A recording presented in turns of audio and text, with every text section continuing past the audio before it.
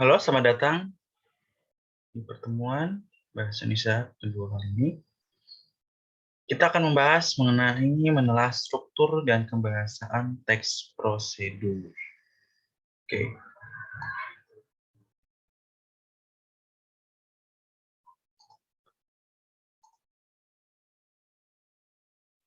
Oke.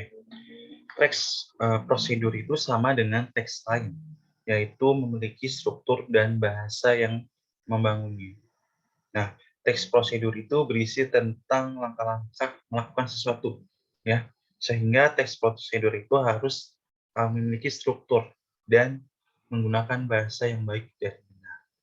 Nah, jadi teks prosedur itu di situ adalah teks yang menunjukkan serangkaian tindakan atau langkah-langkah yang jelas dan teratur yang harus dijalankan untuk mencapai tujuan yang diinginkan.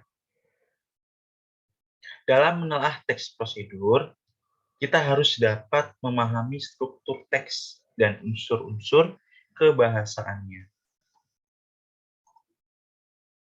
Oke, struktur teks ya. Nah, struktur teks itu merupakan bagian atau cara teks dibangun ya.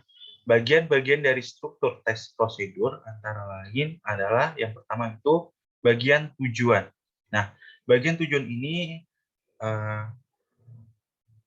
berisi hasil akhir ya yang akan dicapai, yaitu berupa judulnya ya.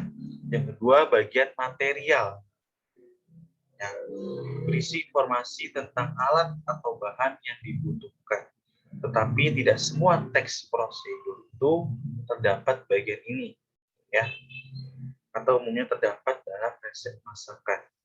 Lalu bagian langkah-langkah ya. Nah, bagian langkah-langkah itu berisi cara-cara yang ditempuh untuk mencapai tujuan. Nah, ini biasanya tidak dapat dirubah atau urutannya ya. Nah, selain urus struktur teks tersebut, ya, dalam penulisan teks prosedur itu kita juga harus memperhatikan unsur-unsur kebahasaannya. Gitu, ya.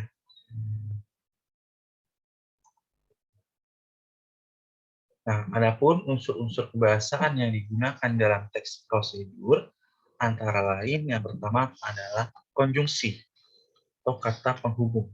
Ya, konjungsi ini terdapat banyak sekali di dalam teks prosedur.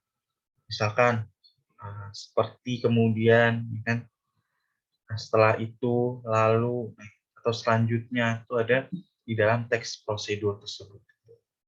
Ya. Nah, kata-kata itu hadir sebagai konsekuensi dari langkah-langkah penggunaan sesuatu yang bersifat kronologis. Ya. Lalu ada kata kerja imperatif. Ya. Nah, kata kerja imperatif itu adalah kalimat perintah. Ya. Banyak dari kata yang menyatakan perintah, keharusan, atau larangan di situ di dalam teks prosedur. Lalu verba material dan tingkah laku. Nah, verba material itu verba yang mengacu pada tindakan fisik. Sedangkan verba tingkah laku ada tindakan yang dilakukan dengan ungkapan. Gitu. Lalu partisipan manusia.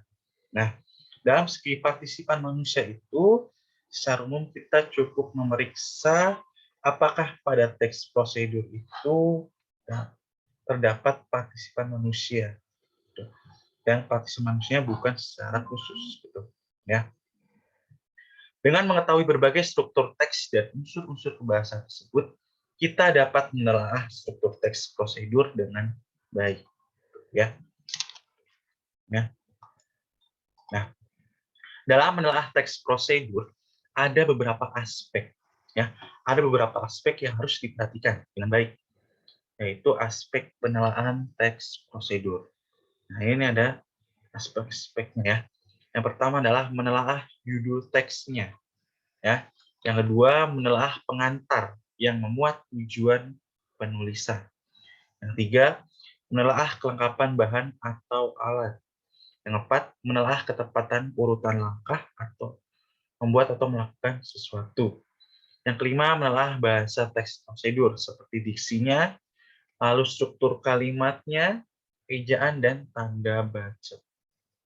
Ya. Demikian pertemuan kedua kali ini. Sampai jumpa di pertemuan selanjutnya.